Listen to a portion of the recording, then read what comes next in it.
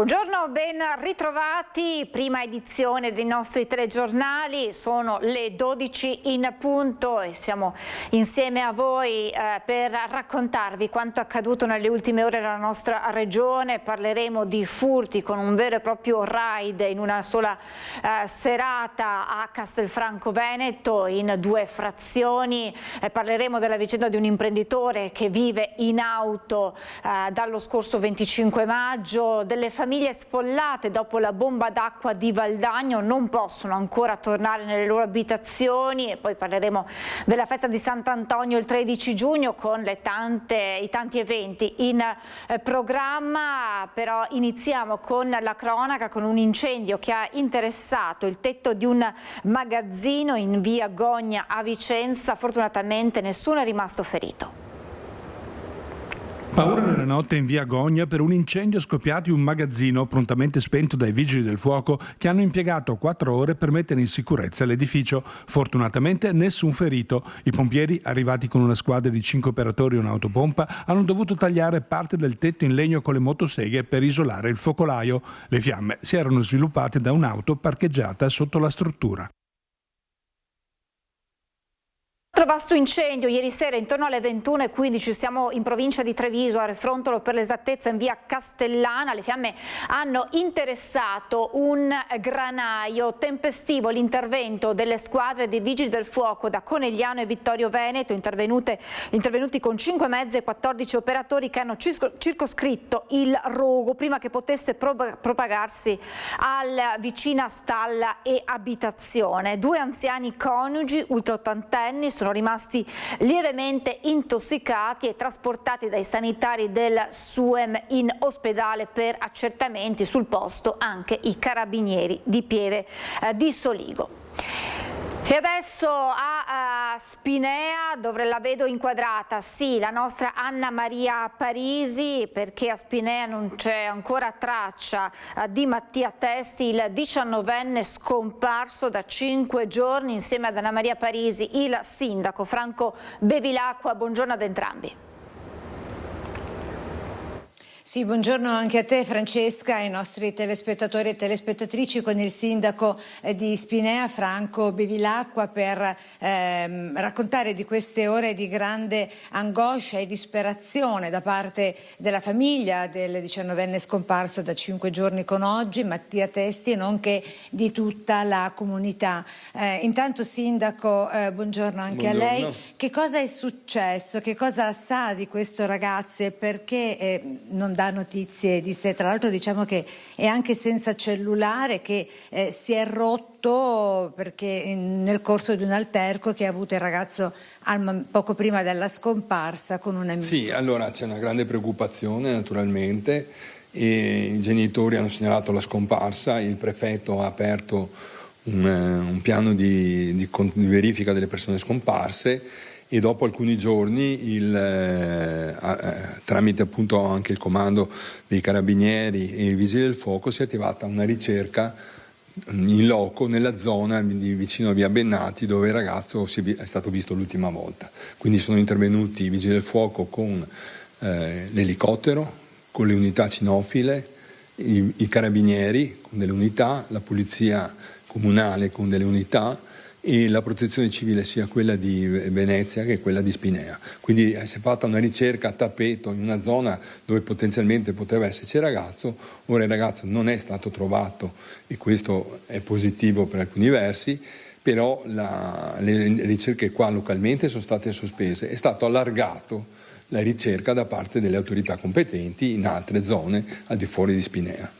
Ecco, avete cercato con Mattia anche con l'amico con cui aveva litigato poco prima della scomparsa. Cosa dice questo ragazzo? Si sanno le ragioni, o comunque al di là delle ragioni di questo litigio? Naturalmente l'appello da parte della famiglia, che ha chiesto il massimo riservo, vero sindaco, è che qualsiasi cosa sia accaduta si può naturalmente risolvere, che Mattia torni a casa e soprattutto dia notizie di sé, faccia sapere che sta bene, che la famiglia e tutti quanti lo stanno attendendo a braccia aperte qui a casa a Spinea. Sì, allora noi non abbiamo una conoscenza esatta dei fatti che sono accaduti, ma comunque sicuramente anche in una discussione tra amici non sono certo cose di gravità inaudita, per cui la scomparsa ha sorpreso tutti, anche gli amici che sono come la famiglia, sono preoccupati anche loro, e noi come comunità siamo preoccupati. Io posso soltanto dire che se Mattia ci vede, che informi i genitori e poi faccia quello che vuole, ma magari li informi di stare bene, di essere in buone condizioni, di aver fatto scelte magari temporanee di allontanamento da casa. Ecco, le ricerche sono proseguite fino a tutta la giornata di ieri, Sindaco, e la speranza appunto è che Mattia possa vederci, ascoltarci e sapere che insomma qui a Spinello stanno attendendo veramente tutti con grande affetto, con grande calore e amore, e di fargli sapere che non deve preoccuparsi, qualsiasi cosa possa essere accaduta è risolvibile, che chiami la famiglia per far sapere che sta bene. Sì, questo noi ci aspettiamo, che anche qualche conoscente o qualcuno che lo conosca dica: avverti la famiglia che ti hanno cercato, lo stanno cercando in maniera abbastanza anche preoccupante, perché quando uno si allontana senza comunicare nulla, una persona, io lo vedo, penso da padre, mi preoccuperei insomma di quello che succede. Tutti pensano magari al peggio, speriamo che non sia così, e noi ci aspettiamo insomma che magari anche le autorità, che sono sempre state molto efficienti, in qualche maniera riescono, estendendo la ricerca, a trovarlo in buone condizioni. Ecco, quindi questo è l'appello, hai sentito Francesca, affinché il ragazzo, anche magari o amici o parenti, vedendo questa nostra diretta, possano riferirgli laddove possono essere in contatto con lui, che qui a Spinea lo stanno aspettando tutti, che dia notizie di sé, soprattutto per far sapere che sta bene. Allora ringrazio il sindaco di Spinea, Franco Bevilacqua, e ti restituisco la linea con Sandro Ponchio per la parte tecnica. Grazie Anna Maria, grazie al sindaco, grazie a Sandro Ponchio. Chiaramente un appello che rilanciamo anche noi a chiunque abbia notizie di Mattia, o lo stesso Mattia possa mettersi subito in contatto con le forze dell'ordine e con la propria famiglia per tranquillizzare tutti sulle sue condizioni. Malore fatale a Castello di Godego, dove un uomo di 45 anni residente a Campo San Martino è morto mentre era sul tetto di un capannone in costruzione.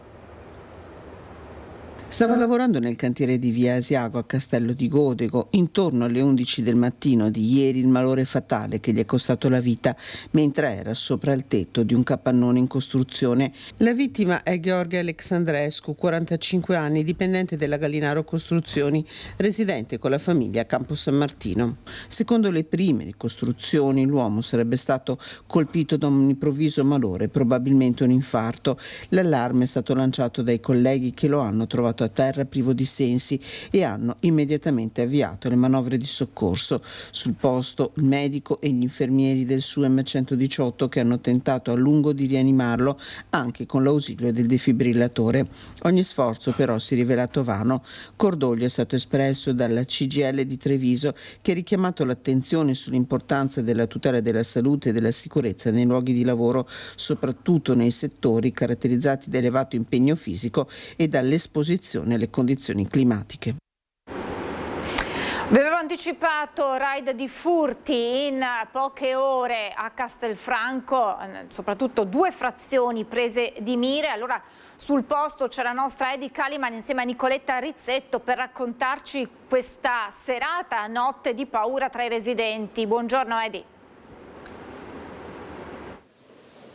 Francesca, buongiorno a te e ai telespettatori in Borgo Pieve, dove ci troviamo con Nicoletta Rizzetto. Un raid di furti, quello che sarebbe successo poche sere fa durante il fine settimana, dove probabilmente le persone sono più spesso fuori casa. Quello che è accaduto è che si sono mobilitate proprio i residenti delle frazioni di Salvatronda e di Borgo Pieve, dove ci troviamo in questo momento, per segnalare appunto l'irruzione in diverse case. Dalle segnalazioni segnalazioni, si parla di 5, addirittura 7 case contemporaneamente nel giro di pochi minuti. Quello che viene descritto nelle varie segnalazioni è proprio questo senso di fatica, di stress anche che viene provocato nelle persone che non si sentono sicure a casa loro. Abbiamo appena incrociato poco prima di collegarci con te, Francesca, una signora che ci parlava proprio del fatto che quotidianamente va a fare la spesa in paese e sente delle persone che si lamentano proprio con gli esercenti della zona di aver subito furti o aver sentito dei vicini di casa che hanno subito furti, una situazione, diceva, proprio quasi quotidiana. Noi adesso siamo proprio qui in Borgo Pieve, ovviamente saremo a disposizione non appena troviamo la testimonianza di quanto ci viene raccontato anche tramite i social. Pare che appunto i ladri, nel momento in cui hanno i proprietari delle case svaligiate fatto segnalazione, si sono introdotti nuovamente in altre case, mentre le forze dell'ordine erano al lavoro proprio per cercare di rintracciarli. Francesca, con Nicoletta, appena abbiamo novità ci ricolleghiamo qui da Castelfranco. Grazie davvero Edi, grazie a Nicoletta. Chiaramente insomma inizia anche un periodo dell'anno, quello estivo, tra i preferiti dei ladri, anche se ormai non ci sono più stagioni nemmeno per i furti, ma chiaramente con le case, intere vie che si svuotano perché i cittadini vanno in vacanza, è inevitabile che si trovi terreno fertile per colpire. Ci spostiamo, e anche questo ve lo avevo anticipato in apertura, a Valdagno. Dopo un anno dalla bomba ad acqua che ha colpito il comune, le famiglie sgomberate per una frana in via Murri non possono tornare ancora nelle proprie abitazioni. Una situazione insostenibile che ci raccontano proprio i protagonisti, esasperati dai disagi patiti finora. Alcuni di questi protagonisti li vedete, sono insieme al nostro Daniele Garbin e Simone Squarcina. Buongiorno Daniele, buongiorno ai tuoi ospiti. Sì, grazie Francesca, buongiorno a te, buongiorno ai telespettatori. Confermo, siamo a Valdagno in via Murri, proprio alle mie spalle. Proprio avevi giustamente fatto notare la presenza di alcuni rappresentanti delle famiglie che sono state sgomberate dalla struttura, da questo edificio alle mie spalle. Adesso il collega Simone Squarcino vi farà vedere che è proprio stato interessato dallo sgombero immediato per quella bomba d'acqua del 17 aprile dell'anno scorso, 2025, è proprio alle spalle. Adesso vedrete anche la frana che ha veramente minacciato la sicurezza. Ed è stato proprio questo il motivo per cui queste famiglie, ricordiamo 10 persone, 3 nuclei familiari, sono fuori casa da oltre un anno. In quell'evento, vi ricorderete, insomma, Valdagno fu colpita in maniera massiva e fu poi anche teatro di quella coppia padre e figlio Nardon morti al Ponte dei Nori. Ecco, di quell'evento a pagare in questo momento il prezzo maggiore sono proprio queste persone, come Barbara Urbani, che un po' è la portavoce delle famiglie, che dopo aver vissuto nelle case atere un po' tutte le persone, anche soggetti fragili, si è vista negare la possibilità di prolungare la permanenza di 6 mesi più 6 mesi, e adesso siete disperati perché oltre a risentirne a livello fisico e di salute non sapete cosa fare. Esattamente, ci sentiamo doppiamente sfrattati da un'amministrazione che ci ha completamente abbandonato a noi stessi, e nonostante abbiamo degli ingenti appunto esborsi anche economici per cercare di ripristinare la situazione iniziale, ad oggi ci troviamo ulteriormente fuori casa. Quindi non sappiamo più dove andare dopo questo ulteriore sfratto del comune, perché non abbiamo altri alloggi in cui far ospitare noi e le persone fragili appunto con cui stiamo, con cui viviamo. Ecco, diciamo subito che l'inghippo tecnico è che si tratta di un terreno privato, di un'abitazione privata, e su questo il comune ha detto di aver fatto il possibile, quello che tecnicamente era possibile, cioè offrire un alloggio nell'immediato, rinnovato dopo 6 mesi, ma al momento non ci sarebbero gli estremi per prolungare. Ecco, la questione diventa politica, perché proprio ieri c'è stato in Consiglio Comunale un bagarre, comunque discussione, perché le istanze dei cittadini sono state discusse con Alessandro Burtini, consigliere comunale di opposizione, che ha portato la voce. Cosa è successo in Consiglio Comunale? Noi abbiamo portato tutta questa situazione che pare assurda in Consiglio Comunale, e abbiamo trovato la chiusura da parte dell'amministrazione, sia nell'andare ulteriormente incontro alle esigenze di queste famiglie che hanno appunto dei soggetti fragili al loro interno, con degli anziani non autosufficienti, e dall'altro canto un'amministrazione che per ripristinare la sicurezza di via Murri non ha fatto niente nel giro di un anno. Ecco, volendo si poteva fare qualcosa. Io credo che il sindaco poteva dare delle ordinanze ai privati, cosa che non è stata fatta. Si potevano intercettare magari dei fondi pubblici da destinare ai privati e ancora sembra tutta una questione in alto mare. Quindi diciamo che a noi e al momento non è pervenuta nessuna azione effettiva fatta per rimettere nelle loro case i nostri cittadini. Ecco, Nord del Vero, noi abbiamo provato a contattare l'amministrazione, il sindaco in questo momento c'è riunione di giunta in municipio e quindi è impossibile che eventualmente poi vi renderemo conto se avremo modo di parlare con il sindaco. Il problema è che i residenti si sentono anche doppiamente traditi, c'è stato un doppio sfratto, ecco, lei che soprattutto parlando di persone fragili ci sono anche anziani, ecco, come stanno reagendo soprattutto in vista anche di queste incognite in futuro? La situazione è peggiorata tantissimo dal lato umano, dal lato anche della salute di noi stessi. Ciò che la fa peggiorare ancora è una certa inerzia perché nonostante ci stiamo adoperando per cercare delle soluzioni troviamo sempre dei muri. Quindi di conseguenza è un po' paradossale da un certo punto di vista. Non sapete dove... Ecco, non sapete dove sbatte la testa. Esatto, perché la situazione è pesante anche per questo punto. Siamo in mezzo ad una strada praticamente. Si su noi in maniera psicologica, anche in maniera grave, cioè voglio dire, sulla nostra salute e sulla salute anche degli anziani che sono nostri amministrati, perché siamo amministratori di sostegno. Umanamente capiamo proprio la tragedia anche di chi stanno vivendo queste persone, mi auguro veramente che ci sia anche una volontà politica, insomma, di venire incontro, perché ho capito che è stato fatto il possibile, però queste persone così stanno patendo forse molto di più, oltre il disagio fisico ma anche proprio la parte psicologica. Io direi che al momento da Valdagno è tutto, qualsiasi aggiornamento eventualmente chiederemo la linea. Saluto i miei ospiti, grazie. Grazie a voi. Grazie anche a voi. Grazie. Grazie a voi, grazie. Quindi è finito e a Valdagno a voi la linea. Grazie a Daniele Garbin, grazie anche a questi residenti inevitabilmente esasperati dalla situazione nella quale sono costretti a vivere. Come esasperato è questo piccolo imprenditore che dal 25 maggio vive in macchina dopo che la sua casa all'interno di un'area posta sotto sequestro dalla finanza è stata la stessa casa posta sotto sequestro. C'è una battaglia legale in atto e Franco Pietrobon continua appunto a vivere in auto. Pietrobon che è insieme alla nostra Nancy Galdi. Siamo a Onè di Fonte. Buongiorno Nancy. Sì, buongiorno Francesca, da Onea di Fonte siamo in via Castellana, qui la Guardia di Finanza ha sequestrato un'area di circa 4.000 metri quadrati in cui c'è anche la casa e l'azienda di Franco Pietrobon qui alla mia destra. Piccolo imprenditore, gestisce da una vita questa attività di import ed export di parti di autoveicolo e non solo, e adesso, come dicevi, dal 25 maggio Franco abita nella sua auto assieme al figlio.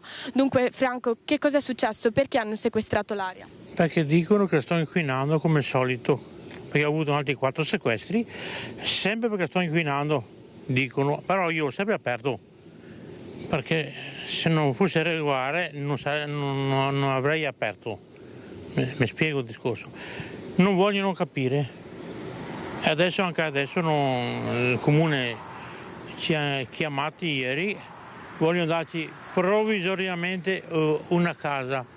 Tra 3 settimane. 3 settimane sono sempre in macchina. E poi sono venuti qua con le bugie. Hanno detto sempre bugie, hanno detto. E io non credo più a quello che dicono. Non mi fido più. Perché io ho firmato una carta sbagliata. Sono a posto. Ecco, è già la quarta volta una battaglia che dura da tantissimo. 40 anni. Adesso spero solo che ci mette una mano al capo, perché penso che è lui che può darmi una mano adesso. Lei si è rivolto appunto anche al comune, come ci stava dicendo, quando si è rivolto al comune? Anche ieri abbiamo parlato, ci hanno chiamato e ho parlato. Loro parlano di una casa che la devo mettere a posto, che tra 3 settimane ce la danno, altre 3 settimane, forse sarà di più, siamo sempre in macchina.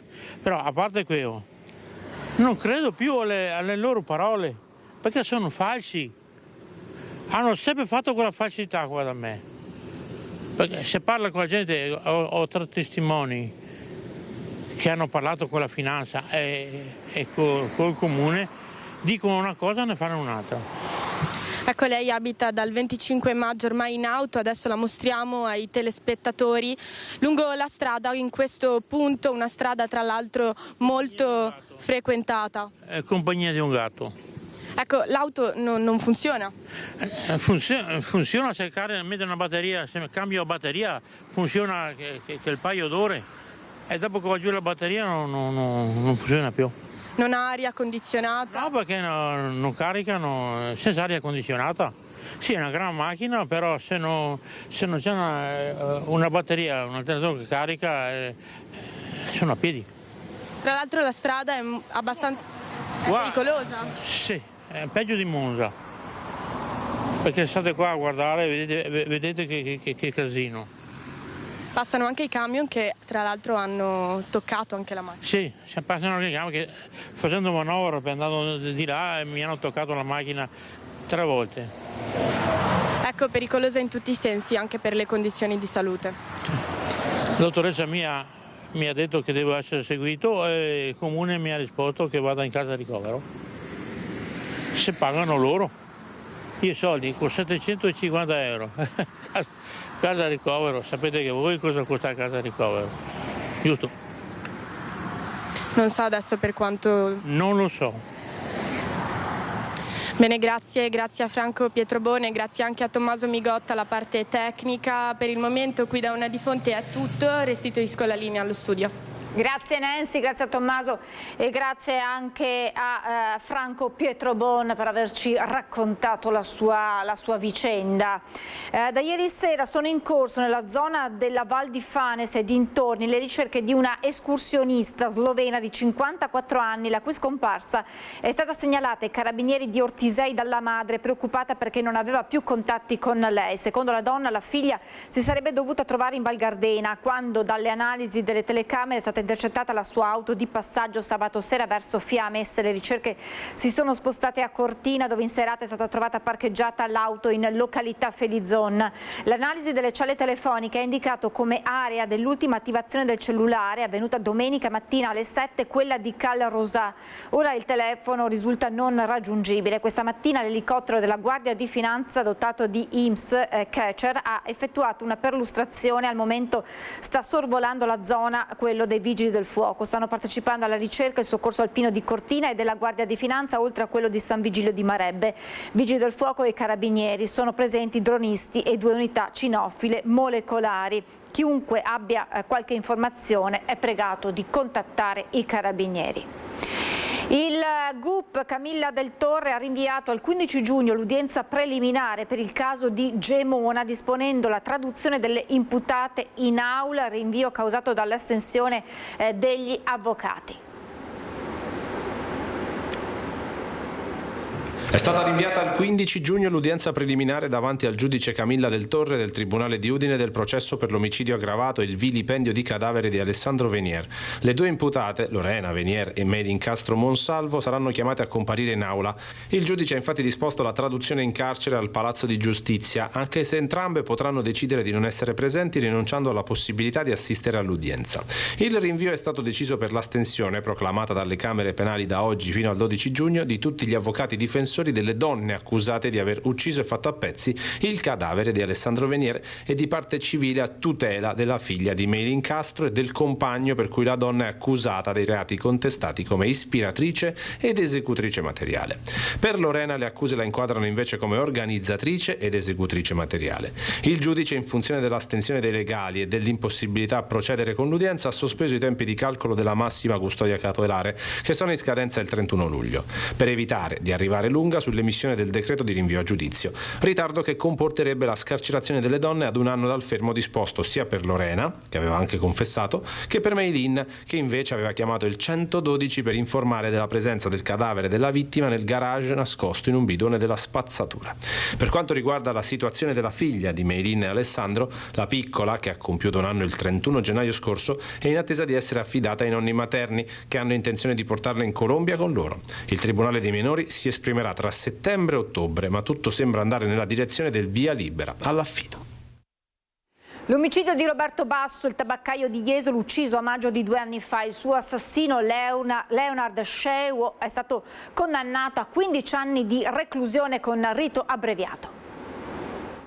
Il PM aveva avanzato una richiesta di 16 anni di carcere e il giudice ha condannato lo Sheu alla pena di anni 15 di reclusione. Questa è la sentenza con cui si chiude il procedimento per l'omicidio di Roberto Basso, il tabaccaio 64enne di Jesolo, ucciso nella notte tra il 5 e il 6 maggio 2024 all'interno della sua abitazione di via Antiche Mura da Leonard Sheu, pizzaiolo di origini albanesi di 36 anni, reo confesso dell'assassinio del commerciante durante un tentativo di furto. Il processo si è celebrato con rito abbreviato, formula richiesta dal difensore dell'imputato, l'avvocato Mauro Serpico. Un risultato che professionalmente ci lascia chiaramente soddisfatti per il lavoro eseguito. Riteniamo che la pena sia equa e congrua rispetto alla personalità, soprattutto dello Sheu, che è un soggetto assolutamente incensurato, che è la prima volta che ha delle vicissitudini di carattere giudiziario. Peraltro, non appellando la sentenza, la condanna in forza della riduzione del sesto prevista dalla riforma Cartabia diventerebbe quella di 12 anni e 6 mesi di reclusione. Sheu nel corso del processo di primo grado ha fornito anche delle dichiarazioni spontanee. Ha manifestato tutto il suo pentimento per quanto commesso, ha chiesto perdono e la possibilità di essere in qualche modo riabilitato nella società, rendendosi conto anche della difficoltà di ottenere questo perdono da parte dei familiari della vittima, che devo dire si sono rivelate delle persone comunque oltremodo corrette anche per il comportamento serbato in udienza. Sheu era stato fermato circa 11 mesi dopo l'omicidio del tabaccaio, lasciato riverso a terra in una pozza di sangue dopo essere stato colpito più volte con un cacciavite. Sheu ha già scontato circa 1 anno e mezzo di carcere, quindi non appellando, ribadisco, la pena diventerebbe quella di 12 anni e mezzo e considerate le liberazioni anticipate, la pena finale effettiva da scontare sarà intorno ai 9 anni e mezzo. Questo vuol dire che tra 3-4 anni lo Sheu potrà iniziare a beneficiare di misure alternative alla detenzione, permessi premio e quant'altro. Grave episodio nella notte tra domenica e lunedì a Montebelluna, con un ragazzo in bici che ha insultato pesantemente una donna che stava passeggiando da sola. Il giovane, probabilmente nordafricano, è stato affrontato dal titolare di un noto locale. Estremamente teso il clima, ovviamente la nuova generazione sta creando un sacco di problemi, molti problemi di ordine pubblico, c'è di notte molto spaccio di droga, abbiamo osservato anche proprio ieri sera che c'è stato un ragazzo che ha importunato una ragazza, l'ha rincorsa in bicicletta, insulti pesanti. Tipo sessista. Esattamente. Parole ed epiteti irriferibili, decisamente volgari, quando da poco è passata la mezzanotte, ma qui in centro a Montebelluna, di chi era presente, nessuno si è girato dall'altra parte, a cominciare da Matteo Saretta, titolare dell'Osteria Inn di Piazza Negrelli. A chi è rivolta a lei? Si è rivolta a delle persone che stavano passeggiando, che dopo sono arrivate qua all'interno del locale. E noi, una volta che abbiamo capito qual era il soggetto, siamo intervenuti. Saretta racconta di aver intercettato il giovane, 20enne nordafricano, davanti al suo locale, affrontandolo apertamente. Abbiamo discusso del fatto, lui ha parlato prevalentemente del suo Dio, sì che non so che Dio abbia, comunque non è il Dio mio di sicuro. Nessuna colluttazione fisica, assicura l'oste del centro, che nel 2024 con tanto di minacce era finito nel mirino di un branco di giovanissimi perché si era rifiutato di dare loro birre e alcolici. Il suo approccio non cambia. È giusto che affrontiamo il problema, non dobbiamo far finta di non vedere il problema. Rimango sempre col fatto che ci possano essere delle ronde notturne, ok? In maniera che le istituzioni diano un attimo, non voglio dire di autorità, però la possibilità che possano passare, che ne so, dei carabinieri, quelli in pensione o altre persone, che si facciano vedere che vigilano di sera. Lasciamo per un attimo, solo per un attimo la cronaca, apriamo una finestra tra l'altro meravigliosa per il 13 giugno, festa di Sant'Antonio. Oggi i frati della Basilica hanno presentato il progetto 13 giugno 2026 della Caritas a Sant'Antonio e allora con questo panorama meraviglioso alle spalle di Chiara Gaiani, le cedo subito la linea insieme a Federico Cibotto. Ti invidiamo molto, Chiara. Buongiorno Francesca, buongiorno a tutti i telespettatori. Ringraziamo i frati del Santo, in particolare il Messaggero, che ci hanno lasciato qui proprio per farvi vedere questo angolo meraviglioso della Basilica del Santo. Qui tutto è ormai pronto per la festa del 13 giugno, la festa di Sant'Antonio, che Rete Veneta seguirà in diretta dalle 5:30 del mattino, dal momento dell'apertura della Basilica, fino alle 22:30, una grande festa, un grande momento in cui davvero tante persone arriveranno qui per ringraziare Sant'Antonio, per affidarsi a lui, con il momento più atteso ma anche più vissuto intensamente, che sarà quello della processione che lungo le vie della città detta del Santo, della città di Padova, alle 17, che seguirà la messa solenne delle 17 del pomeriggio. Lo dicevi, oggi sono stati presentati i progetti della Caritas Sant'Antonio, legato proprio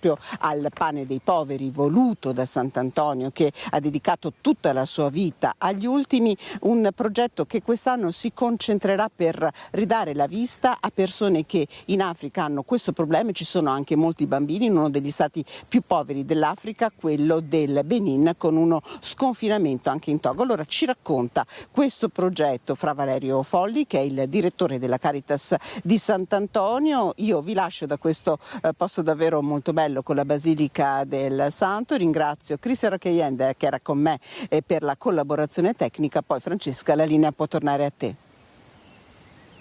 Il progetto 13 giugno che proprio vorrebbe, insomma, il sogno è quello di ridare la vista.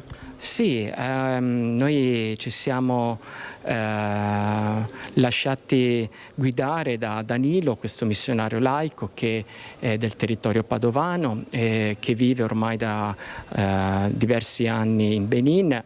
Dico sempre Benin-Togo perché è un progetto che esce un po' dai confini nazionali del Benin, e lui ha capito che una delle emergenze era quella sanitaria, la salute in particolare dei bambini, delle persone che vivevano nelle periferie e che rischiavano di perdere la vista perché le difficoltà economiche sia per raggiungere l'ospedale sia per pagare le visite erano significative. Ecco, lui ha intuito che poteva esserci questa soluzione attraverso questa opportunità di andare incontro alla gente nei villaggi e realizzare questi ambulatori mobili per poter fare delle visite e somministrare le medicine o fare piccoli interventi per poter prevenire la cecità e i problemi più gravi soprattutto nella salute degli occhi. Ecco, questo progetto vuole rinnovare l'attrezzatura, soprattutto i camion, i tir, ma anche i macchinari che vengono utilizzati per le visite. È un progetto in rete con altre strutture, infatti c'è chi dona per esempio la sala chirurgica e altre organizzazioni che donano altri macchinari. Ecco, noi andremo ad aiutare a costruire la struttura su cui si appoggeranno tutti questi altri elementi per creare un ambulatorio mobile che possa non solamente andare incontro alle esigenze sanitarie, quindi ambulatori, sala chirurgica, sala degenza, ma anche una sala per i volontari, per i medici, per gli operatori sanitari che dall'Italia vanno e si affiancano a Danilo per curare le persone. Quindi è un bel progetto che raggiunge chi è in necessità, chi fatica a comprendere anche che a volte basterebbe poco per risolvere un problema che domani potrebbe essere molto più grave, e quindi il nostro desiderio con questo progetto Giugno è dare speranza e continuare a dare speranza e continuare a dare la vista a chi rischia di perderla, soprattutto i bambini, le persone più in difficoltà che si trovano in ambienti igienico-sanitari più difficili. Ci fermiamo per qualche istante di pubblicità, tra poco. Rieccoci in diretta. Ignora l'alt dei carabinieri e si dà alla fuga. Denunciata una trevigiana, è accaduto nel Bassanese.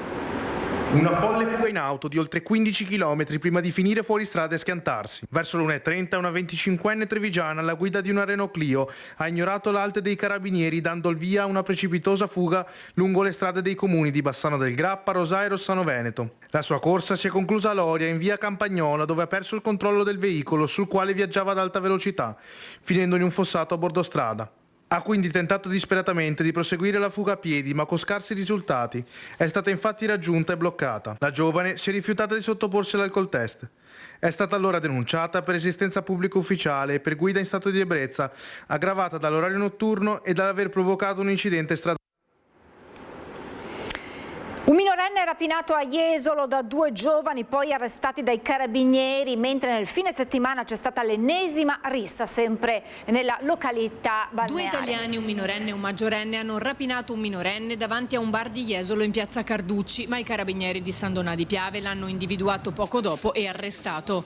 La vittima stava camminando sul marciapiede quando è stata accerchiata e derubata di una collana d'oro, un cellulare e i documenti.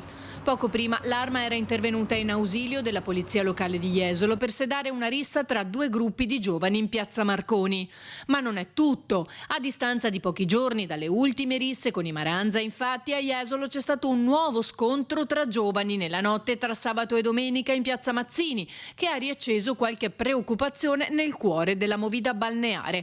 Ma il vice sindaco tranquillizza la popolazione. Terzo episodio che risulta comunque circoscritto come gli altri 2, addirittura qui non parliamo di manoranza e di gruppi di persone, ma da quello delle notizie di stampa che abbiamo sono 2 soggetti che si conoscevano, che hanno iniziato una lite, e si è dimostrata comunque subito la risposta tempestiva da parte della polizia, dei carabinieri che sono intervenuti su un posto, quindi bene, la città risponde.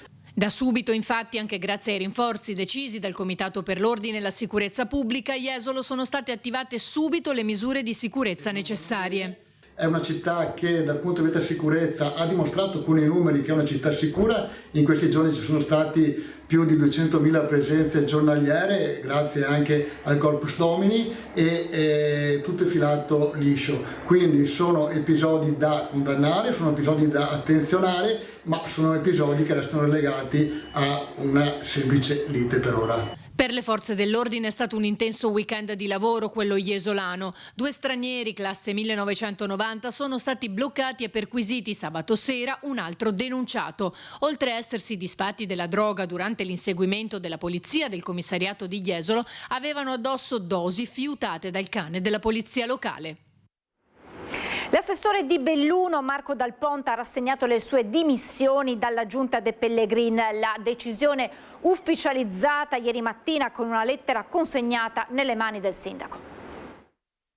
La Giunta Comunale di Belluno perde un altro importante anello della catena di comando del sindaco Oscar De Pellegrin. Marco Dal Ponte ha rimesso nelle mani del primo cittadino le sue deleghe al sociale, rapporti con le associazioni, politiche per la famiglia e frazioni. È lo stesso Dal Ponte, in una breve nota inviata alla stampa, a chiarire che la decisione non deriva in alcun modo dal suo operato amministrativo, che conta importanti punti fermi, dalla Carta Sociale delle Alpi alla Festa del Volontariato, alla formazione di personale anche scolastico per affrontare il tema stemma del disagio giovanile. L'incipit della comunicazione di Dal Ponte non lascia spazio a interpretazioni. L'ex assessore ha scelto di fare un passo indietro a una settimana dalla notizia del coinvolgimento del figlio maggiorenne nel pestaggio di gruppo di un 46enne egiziano, filmato e poi diffuso via WhatsApp. Ritengo di aver svolto il mio operato sempre con impegno, serietà e con autentico spirito di servizio, nel pieno rispetto delle istituzioni, scrive Dal Ponte, che precisa come la sua decisione sia stata dettata esclusivamente dalla volontà di evitare che situazioni estranee all'attività amministrativa possano essere oggetto di strumentalizzazioni o arrecare imbarazzo e difficoltà al lavoro di questa amministrazione che, dice, rispetto profondamente e di cui mi sono sentito pienamente parte per 4 anni. Ritengo, conclude l'ex assessore al sociale, che il sereno coinvolgimento dell'attività amministrativa e il rispetto che nutro per il sindaco, la giunta e i consiglieri comunali di maggioranza e di opposizione debbano venire prima di ogni altra considerazione.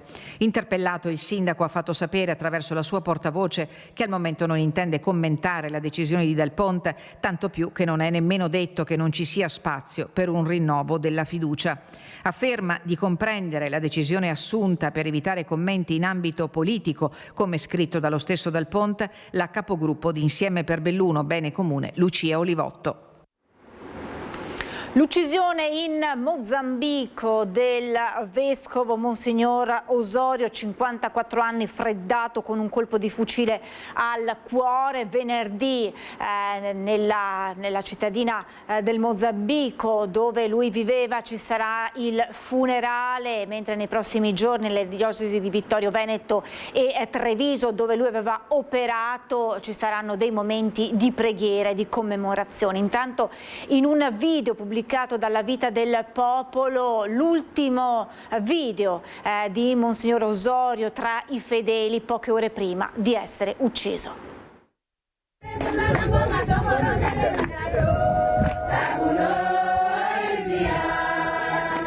Un video pubblicato sulla pagina Facebook della Vita del Popolo, inviato alla redazione da una lettrice, in cui appare Monsignor Osorio Citora Alfonso in Mozambico, circondato da 2 ali di fedeli mentre impartisce la benedizione il giorno prima di essere brutalmente ucciso. Immagini di festa e gioia che stridono con quello che sarebbe successo da lì a poche ore al vescovo di Quelimane. Era stato lui stesso giovedì ad inviare il video alla lettrice del settimanale diocesano, raccontandogli i chilometri percorsi tra messe e celebrazioni di cresime e di essere molto stanco. 24 ore dopo il presule verrà ucciso nella sua residenza episcopale, freddato da un solo colpo di fucile dritto al cuore. Una vera e propria esecuzione, con il corpo ritrovato nel corridoio in una pozza di sangue, un braccio proteso come in un ultimo tentativo di difesa. Le autorità locali hanno sin da subito avviato le indagini nel massimo riservo, nessuna pista viene al momento esclusa. Si cerca il movente di un delitto che non ha sconvolto la sola comunità africana ma anche la Marca. Monsignor Osorio era stato infatti superiore del centro missionario della Consolata Vittorio Veneto e superiore di Casa Milaico sul Montello. Nel 2025 Papa Leone gli aveva affidato la diocesi di Quelimane e qui aveva subito fatto sentire la sua azione, diventando una delle figure più influenti del Mozambico, con una riforma interna alla Chiesa che gli aveva procurato molti nemici. In queste ore nelle diocesi di Vittorio Veneto e Treviso si stanno programmando momenti di preghiera per ricordare la figura di Monsignor Osorio, l'eredità che ha lasciato prima nella Marca, poi in Africa. Truffa del trading online, la polizia locale nord-est vicentino denuncia un 18enne. Tiene truffa da più di 30.000 euro con il trading online. La vittima è un giovane che si presenta al comando di polizia locale nord-est vicentino. Denuncia di essere stato convinto da un conoscente a partecipare a un programma di investimenti finanziari particolarmente vantaggiosi. Effettivamente, dopo le prime operazioni, i guadagni avrebbero raggiunto velocemente 54.000 euro.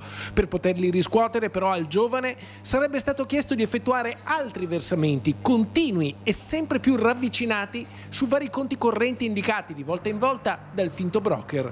Insospettita, la vittima ha denunciato e gli investigatori della prima unità operativa del consorzio di polizia locale nord-est vicentino hanno individuato il soggetto a cui il denaro confluiva.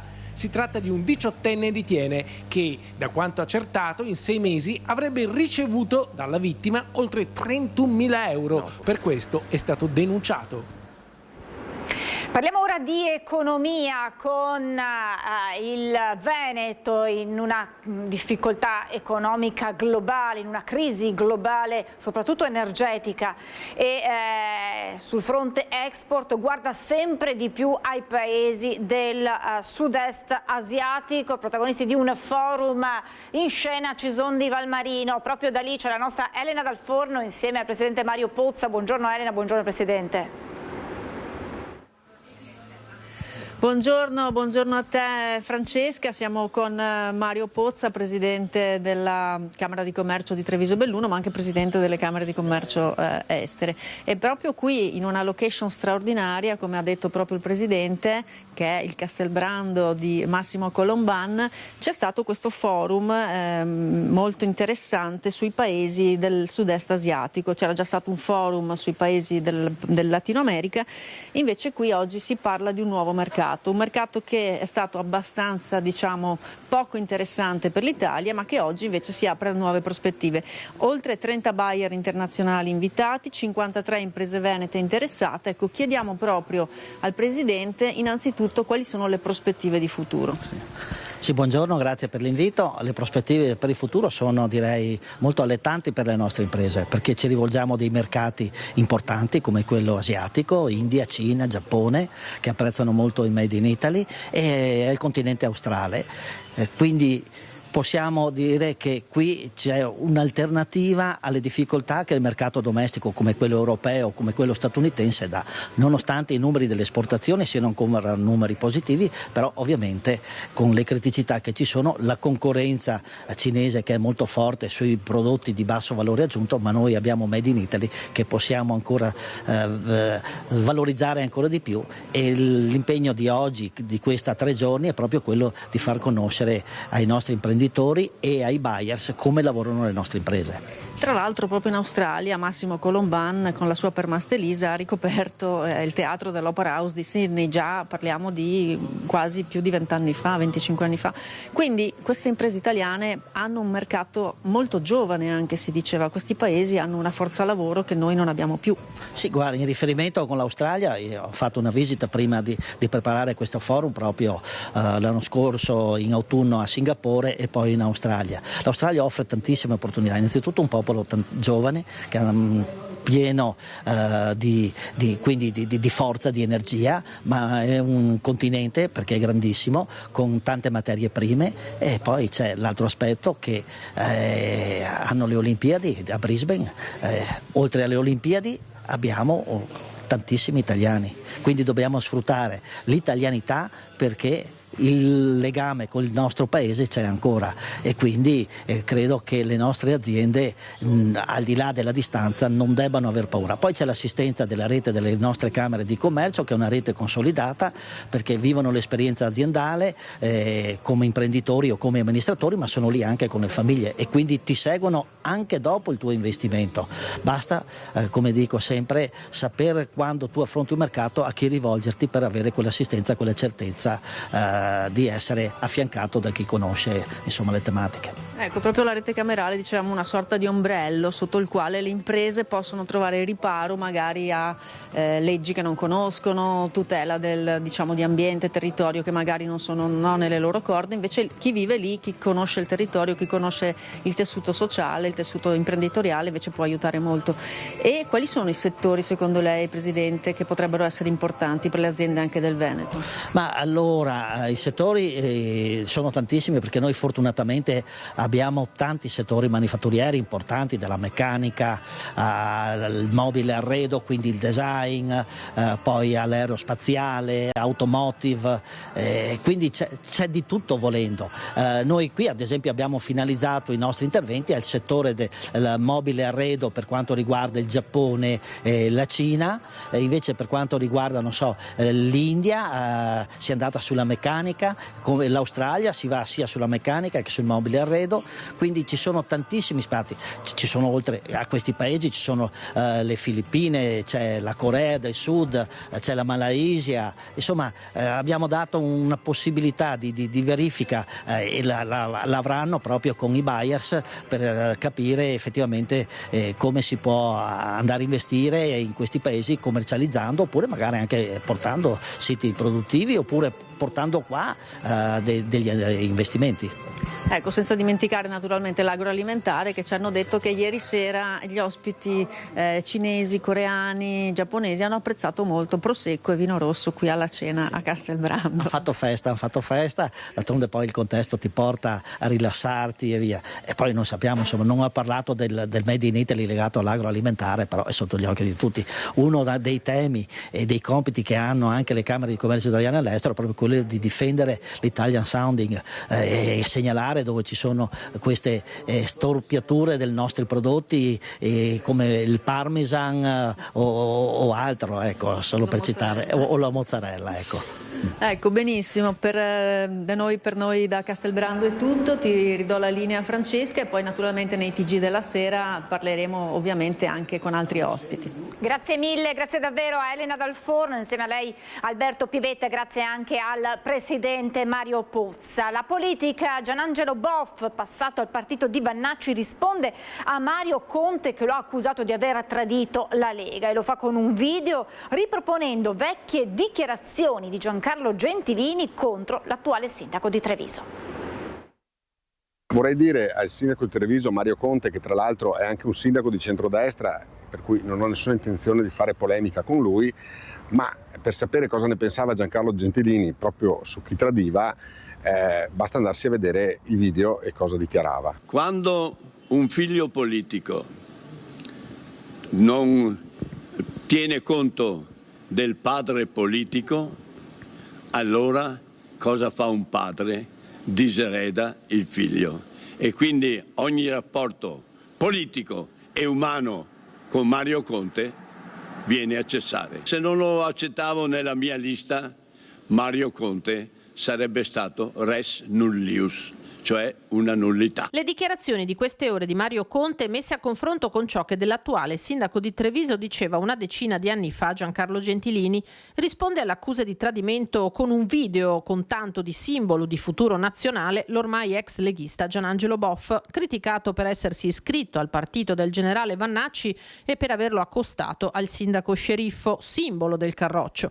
Boff ricorda che lo stesso Gentilini aveva accusato in passato Conte di tradimento. Tra i due, Conte e Boff, non è mai scorso buon sangue e si vede, tanto che il sindaco ha rincarato la dose con un post sui social in cui pubblica una foto con Gentilini e Luca Zaia e conferma ogni parola. La storia politica è fatta di alti e di bassi, l'abbiamo vissuto nella Lega, Salvini ha preso in mano il partito al 3%, l'ha portato al 30%, oggi stiamo vivendo un momento di difficoltà, però credo che nel momento di difficoltà debbano venire fuori i valori fondanti e quei valori che hanno animato la nostra militanza all'interno di un partito che ci ha consentito di diventare qualcuno nella nostra società. Io sono tra quelli che cresce con l'idea che le cose, se devono migliorare, vanno cambiate, bisogna combattere dall'interno, scappare e accasarsi da qualcun altro forse è la scelta più facile, però secondo me meno onorevole. Inoltre, conclude Conte, riferendosi all'ipotesi della vice segreteria nazionale, sono contento che si prospetti per Zaia un ruolo ancora più importante nella Lega. Credo che possa essere la giusta soluzione per un rilancio del partito.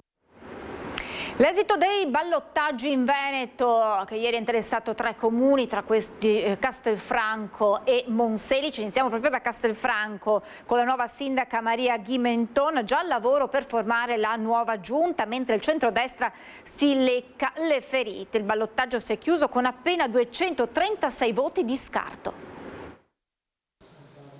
A Castelfranco per quasi un'ora il conteggio dei voti ha tenuto in vantaggio il candidato del centrodestra Luca Pozzobon. Poi alla fine, come in una volata ciclistica, il sorpasso sul filo di lana. Maria Ghimenton ha vestito la fascia da sindaca grazie a 236 voti di vantaggio. È stata molto, all'ultimo voto e quindi è stato molto emozionante fino all'ultimo. Quindi eccoci qua, adesso c'è da lavorare. Noi abbiamo lavorato duramente, ci abbiamo creduto fino alla fine, anzi eravamo convinti di riuscirci e fa un po' male aver perso di pochi voti, questo sicuramente. Nella sconfitta del centrodestra potrebbero aver pesato la vicenda dei contributi elettorali dell'ex sindaco Stefano Marcon e la paventata chiusura del punto nascite all'ospedale. La campagna elettorale e le elezioni a Castelfranco non avevano attinenza con la vicenda Marcon, che era legata alle regionali.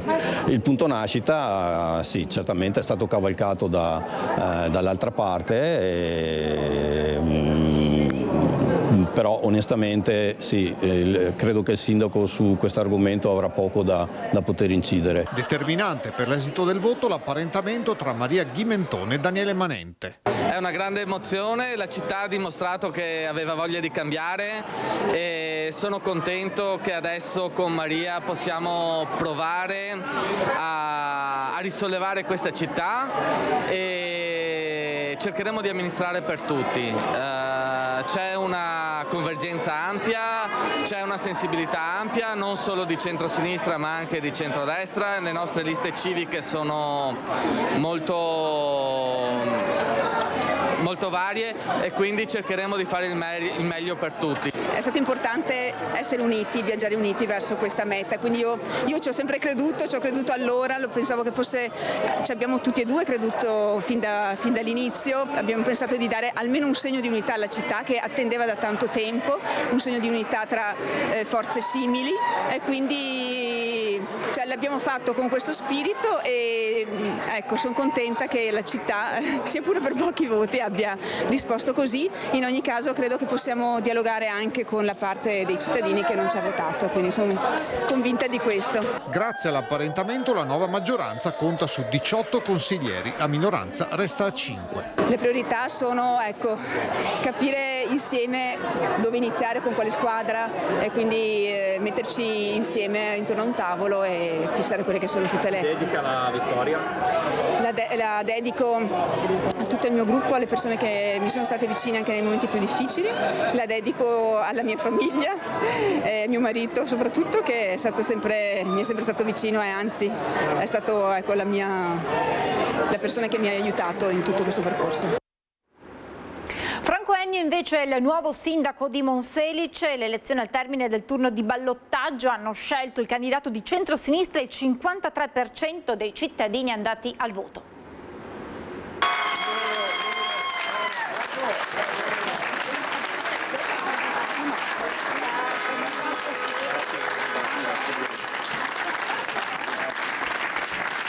Franco Ennio, sindaco di Monselice. La notizia arriva nel primo pomeriggio. Dopo un'ora dall'inizio dello spoglio, il divario con l'avversario Stefano Peraro è netto. Ennio, candidato della coalizione di centrosinistra, vince con il 53%, grazie anche all'appoggio esterno del candidato Fabio Conte, e ribalta il risultato del primo turno. Monselice torna così al centrosinistra dopo quasi 30 anni.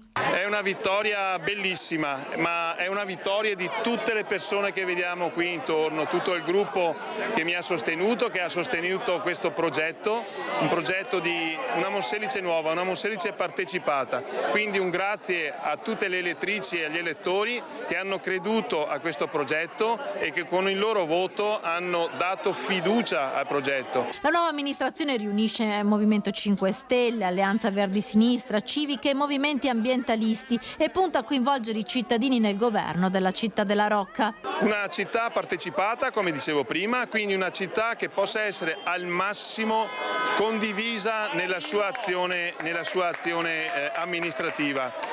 Io spero che il nostro impegno possa essere importante per Monselice, ci metteremo tutto l'impegno a che questo possa avvenire. La vittoria di Ennio porta all'esclusione dal Consiglio Comunale dell'ex sindaca della Lega Giorgia Bedin, oggi consigliera regionale. Entreranno tanti nuovi consiglieri under 30. È una vittoria anche generazionale, dopo 27 anni svecchiamo molto il Consiglio Comunale e anche la nuova amministrazione e restituiamo finalmente questa città a un colore diverso, quello del centro-sinistra.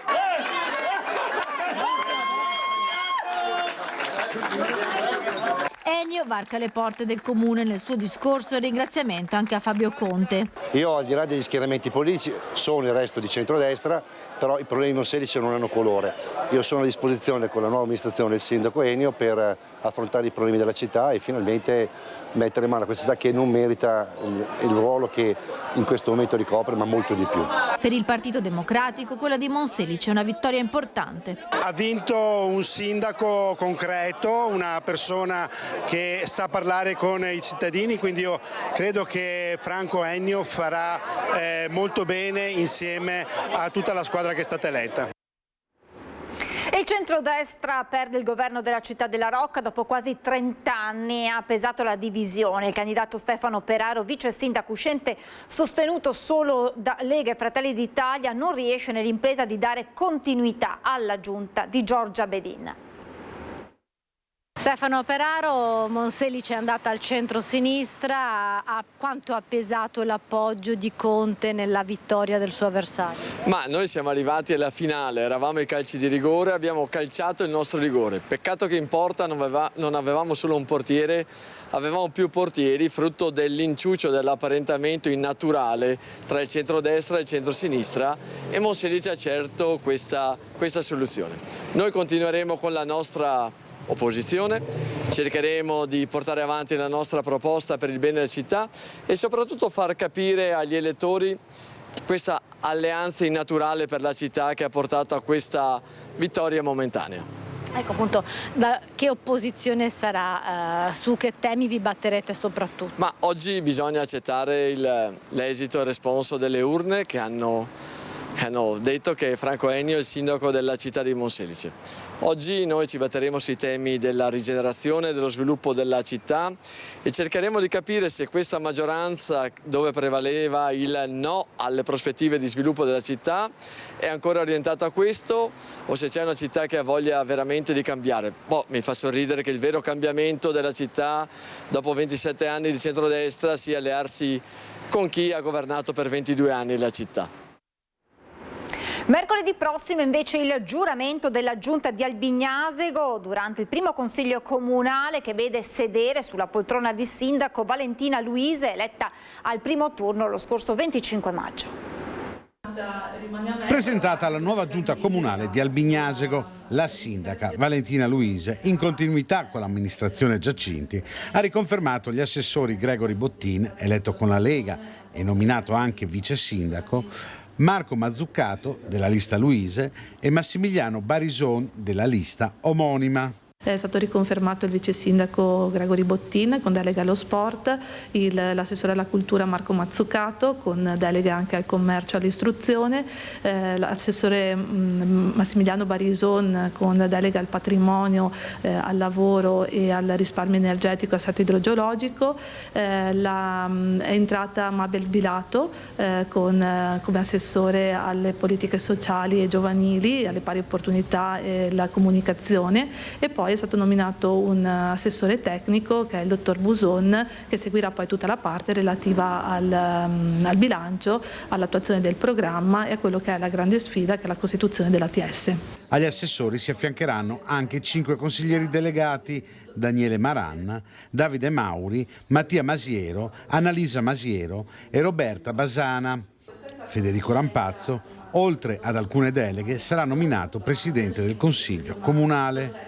Mercoledì prossimo convocato il primo Consiglio Comunale alle 20:30 al Palazzetto Polivalente di via Pirandello. E ci fermiamo ancora per una pausa pubblicitaria, ma ci rivediamo tra pochissimo. Rieccoci in diretta. Giustizia in affanno a Venezia, 100 precari a rischio dal 1° luglio. Oggi il sit-in di protesta il sit-in di protesta davanti alla Procura di Piazzale Roma a Venezia.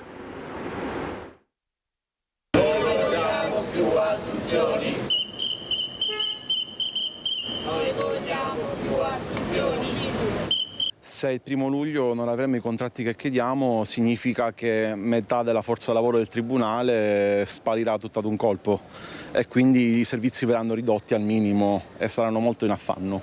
Circa 100 i precari della cittadella della giustizia a Venezia che rischiano il posto con la scadenza dei contratti PNRR fissata al 30 giugno.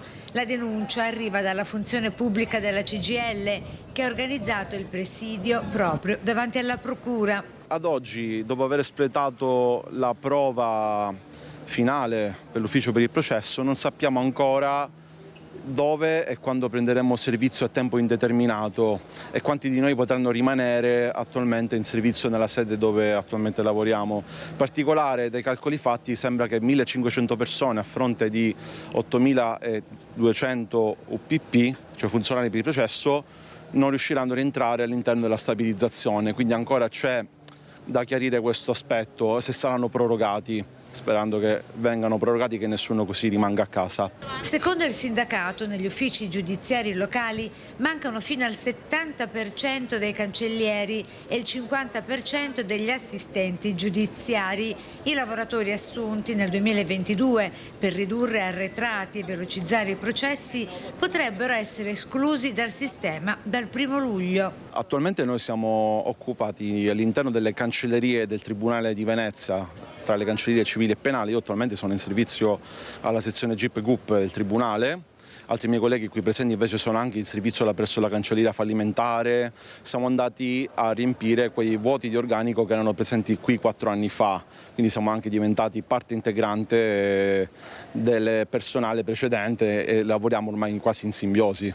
Senza stabilizzazioni e nuove assunzioni il sistema non regge, così il sindacato chiede la conferma di tutto il personale precario e un piano straordinario di rafforzamento degli organici. I precari rappresentano in questo momento la metà della forza lavoro del Tribunale, quindi verrebbero ridotti i servizi a favore del cittadino e la durata dei processi potrebbe riaumentare rispetto al passato. Parliamo ora di sicurezza stradale, di incidentalità. Nel fine settimana in 36 ore ci sono state in Veneto 4 vittime della strada, erano tutti motociclisti e i dati parlano di un fenomeno, quello dell'amore per le due ruote, in sensibile aumento. Lo dicono i dati delle immatricolazioni, dati che ci sono stati forniti dall'ACI provinciale. Allora li commentiamo insieme al direttore di ACI Treviso, Angelo Centola. Ben ritrovato direttore, grazie per essere con noi, grazie anche per i dati molto interessanti che ci ha fornito. Buongiorno e un saluto a tutti i telespettatori. Allora, do 2 dati proprio al volo. Nel 2016 le immatricolazioni dei motocicli in provincia di Treviso erano 2051. Nel 2024, poi chiaramente ci sono state delle oscillazioni più o meno consistenti, chiaramente poi siamo entrati anche nel periodo Covid e quindi lì ci sono state meno immatricolazioni, però se nel 2016 erano 2051, nel 2024 erano 3.423 e dunque con un più 67%. Nel 2025 ne contavamo 2.506 immatricolazioni. Che lettura possiamo dare, direttore? Inevitabilmente il fascino della libertà che dà una moto lo si legge anche in questi dati.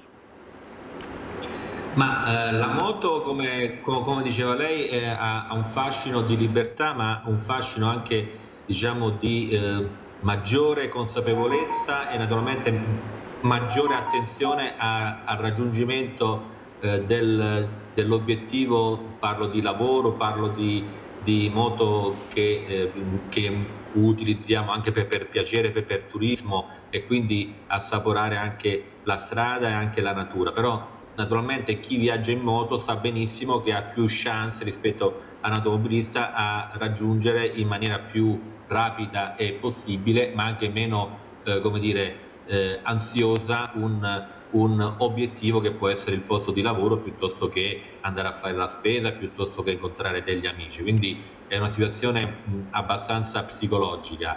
E poi naturalmente la moto permette maggiore maneggevolezza per quanto concerne anche il traffico cittadino e naturalmente c'è anche il fascino delle due ruote e vorrei considerare anche il fatto che molto spesso è anche una situazione che fa riferimento a un fattore economico, perché magari acquistare una moto a volte anche usata ha un costo diverso che acquistare un'auto anche di un certo tipo. Quindi ci sono tante componenti, ma sicuramente c'è la componente personale che fa riferimento alla passione, che fa riferimento alla libertà, al senso di libertà e fa riferimento anche a questo fascino che le due ruote hanno sempre attratto tutti coloro che vivono di mobilità. E quindi le 4 e le 2 ruote, la differenza è proprio nella usufruibilità e nella maneggevolezza, ma io dico sempre nell'essere più sereni, tranquilli e meno ansiosi per raggiungere qualche obiettivo che può essere un lavoro piuttosto che una situazione di piacere. Naturalmente c'è maggiore rischio per quanto concerne poi il rapporto che si instaura sulla strada tra le 4 e le 2 ruote, perché poi alla fine tra le 4 e le 2 ruote chi diciamo monta sulle 2 ruote è un soggetto meno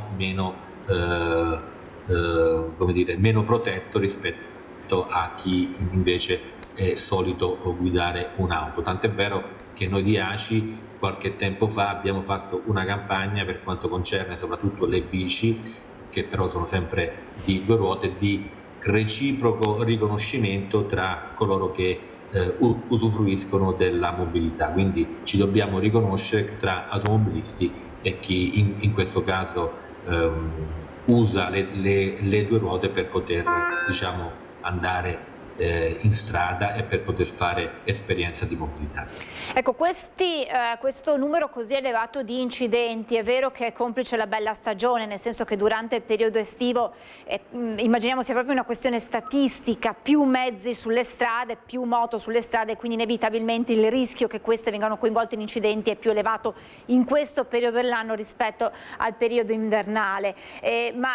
Come dobbiamo interpretare queste incidentalità, questo numero così elevato di incidenti che vedono coinvolti i motociclisti, e come ci hanno raccontato anche chi li conosceva, spesso sono motociclisti esperti, quindi non il motociclista che prende la moto solo nel fine settimana, ma che è abituato a correre in sella ad una 2 ruote, quindi esperto, consapevole dei rischi. Come dobbiamo leggere questi numeri così elevati di motociclisti coinvolti in incidenti stradali, spesso dagli esiti mortali? Allora, io darei varie letture, tra cui una prima lettura e anche un consiglio, se mi posso permettere, di tipo pratico. Sarebbe opportuno che tutti gli utenti che utilizzano i mezzi a 2 ruote abbiano una capacità visiva, quindi si facciano vedere in maniera importante da chi poi utilizza l'auto, perché è importante, come si diceva prima, il riconoscimento reciproco, perché un motociclista l'auto la vede, un automobilista la moto la vede con certe condizioni. Poi naturalmente in estate, diciamo, la bella stagione porta tutti quanti, soprattutto su 2 ruote, a uscire a fare delle passeggiate, delle scoperte, andare verso dei sentieri di un certo tipo, che poi sono quelli che magari possono essere quelli più fautori di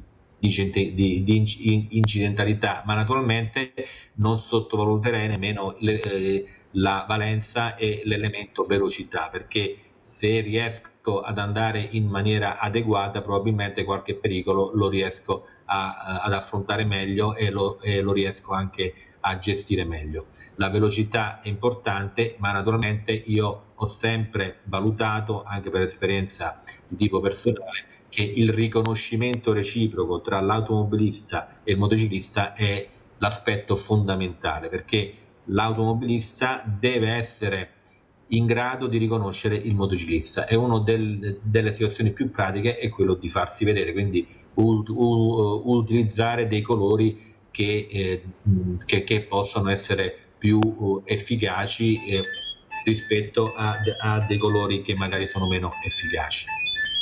Quegli elementi che lei elencava all'inizio, direttore, quindi questo senso di libertà, questa anche leggerezza nel vivere la strada in sella alle 2 ruote, deve andare di pari passo però con la consapevolezza appunto che ci deve essere una sicurezza quando anche si decide di diventare per la prima volta motociclisti, perché spesso questa voglia arriva magari con un'età avanzata, ci si fa la patente per la moto e si decide di di vivere questa esperienza magari quando i figli sono grandi, questo nuovo modo appunto di affrontare la strada. Ci deve essere però una consapevolezza che la moto forse non è per tutti. Allora, la consapevolezza diciamo, fa pandan con il termine sicurezza. Naturalmente più sono consapevole e più sono diciamo, messo e mi pongo nelle condizioni di poter essere sicuro. Naturalmente per strada sicurezza stradale è un concetto molto come dire, quasi utopico, perché per strada non c'è nulla di sicuro, però se sono consapevole, se riesco a valutare tante situazioni, se conosco anche delle regole che possono essere sia teoriche, quelle che posso studiare sul codice, ma anche pratiche, quindi anche di situazioni diciamo estemporanee che riesco a gestire, magari ho più chance. Naturalmente la prudenza sulla velocità e anche sulla visibilità, perché alla fine il motociclista ha un elemento fondamentale, la visibilità. Abbiamo già il casco e il casco in qualche modo limita un po' di visibilità, dobbiamo gestirci tra la visibilità che mi può dare il casco, la visibilità che mi possono dare gli specchi retrovisori e naturalmente anche la sensibilità di capire dove sto andando, cioè nel senso, se sono in mezzo al traffico devo essere attento ad avere tutta la situazione sotto controllo, anche quello che mi succede dietro. Naturalmente se invece vado su situazioni un po' più tranquille, tra virgolette, quindi dei percorsi e dei sentieri, lì devo essere molto attento e devo rispettare soprattutto le norme di condotta per quanto concerne questi tratti, perché non devo mai invadere corsie che possono essere come dire pericolose, perché magari dopo una curva mi posso trovare un mezzo che poi alla fine può essere deleterio per la mia prosecuzione del viaggio. Quindi è una situazione legata alla consapevolezza e alla prudenza e naturalmente attenzione anche alla velocità con la quale dobbiamo andare a verificare queste nostre esperienze sulla moto. Naturalmente la moto è una bellissima esperienza, cerchiamo di viverla bene, cerchiamo di viverla in maniera consapevole, cerchiamo di viverla in maniera molto prudente, perché alla fine il motociclista è un utente diciamo debole rispetto a un automobilista o rispetto a un conducente di un veicolo a quattro ruote. Quindi usiamo la moto è bella, la bella stagione invita a utilizzare la moto, però cerchiamo di capire dove siamo, che mezzo usiamo e la consapevolezza che fa pandan con sicurezza ma anche con prudenza. Sappiamo quanto ACI sia impegnato in prima linea sul fronte sicurezza, insieme anche alla provincia con la guida sicura. Vengono coinvolti anche i motociclisti in questi progetti, direttore? Assolutamente, noi tutte le edizioni, ormai siamo giunti alla quinta e l'anno prossimo faremo la sesta edizione, noi coinvolgiamo tutti coloro che hanno esperienza e vivono di mobilità. Abbiamo un bellissimo rapporto come ACI con la Federazione Motociclistica Italiana della provincia di Treviso e oltre, e naturalmente i nostri amici portano tutta la loro esperienza in queste giornate, non solo per le quattro ruote ma soprattutto per le due ruote, perché per noi quattro ruote o due ruote diciamo è la stessa situazione, perché di sicurezza noi vogliamo parlare a 360 gradi come cerchiamo sempre di fare, quindi non solo l'auto ma anche e soprattutto le due ruote, quindi motocicletta piuttosto che anche bicicletta, anzi stiamo anche affrontando adesso la problematica legata ai monopattini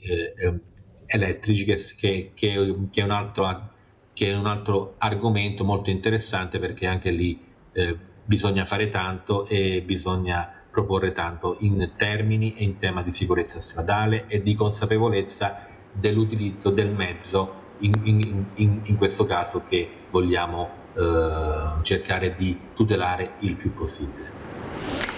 E un flash velocissimo sui monopattini, quindi avete intenzione di organizzare proprio degli incontri ad hoc su questi mezzi sempre più diffusi e che, ricordiamo, hanno anche delle nuove regole dalla targa al casco e all'obbligo di assicurazione che ci sarà tra poco.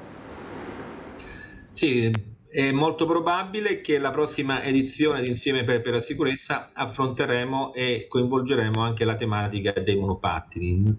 Naturalmente adesso da qualche mese, quindi dalla metà di maggio, abbiamo l'obbligo della targa, di questo targhino adesivo, l'obbligo del casco, e questo mi fa molto piacere, e poi naturalmente dal 16 luglio anche l'obbligo di assicurazione. Io mi permetto di approfittare di questo spazio per dire che anche il prodotto nostro associativo che va sotto il nome di ACI Gold Premium, quindi il nostro prodotto di punta, nelle sue tante sviluppi e nei suoi tanti servizi, concerne anche il servizio al monopattino. Quindi è molto importante capire che ACI, anche per quanto riguarda i propri prodotti di servizio e di tutela, oltre alle 4 ruote tutela anche le 2 ruote, quindi tra la moto, la bici e il monopattino siamo presenti anche lì, quindi il nostro servizio è garantito ed è un servizio molto importante, perché può in qualche modo dare una grossa mano, un grosso aiuto a chi utilizza il monopattino piuttosto che la bici, piuttosto che la moto, oltre naturalmente all'auto. Grazie davvero ad Angelo Centola, direttore ACI Treviso, grazie per averci aiutato a leggere meglio questi dati e per fare un'analisi sulla situazione sicurezza stradale. Grazie davvero direttore, a risentirci, a presto. Grazie a voi, un saluto a tutti i telespettatori, grazie, buona giornata. Grazie, buon lavoro al direttore Centola. E adesso il concerto con rispetto e memoria, sono stati il fil rouge del tradizionale concerto di fine anno al Palaberta di Montegrotto, suonato dagli alunni delle scuole medie Vivaldi e Facciolati, un momento speciale dedicato a Nicolò Legnaro, scomparso poco tempo fa.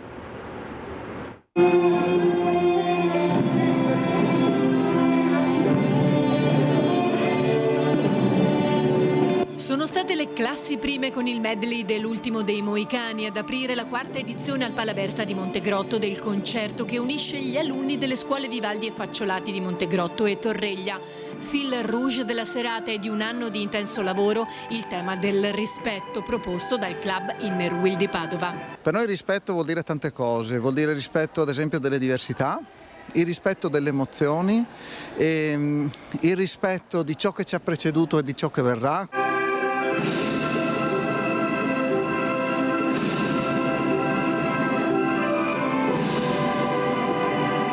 La musica, l'arte che permette di ottenere il bello attraverso l'unione delle differenze. Il rispetto chiede ascolto e cuore. Viverla con emozione, ma anche con impegno e responsabilità, perché l'impegno di ciascuno ricade non solo su se stessi, ma anche sul risultato finale di tutti. Quindi è un gioco di squadra dove tutti vincono con l'apporto di ciascuno. Viva la musica che unisce.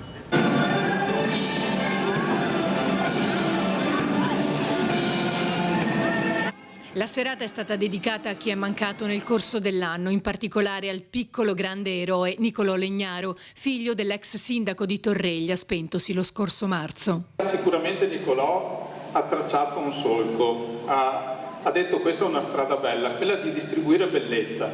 L'augurio che vogliamo farvi ragazzi è quello di distribuire bellezza.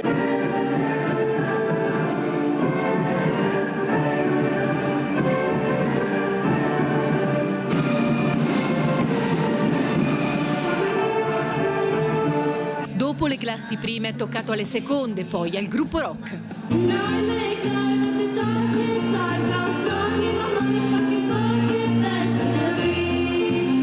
Sono state le terze a chiudere la serata con la sinfonia dall'opera Nabucco di Verdi, un momento vissuto con particolare intensità da chi chiude un capitolo importante della propria vita e si appresta a iniziare un nuovo percorso di crescita che li porterà piano piano a diventare adulti senza abbandonare quella parte di bambini che li rende così speciali.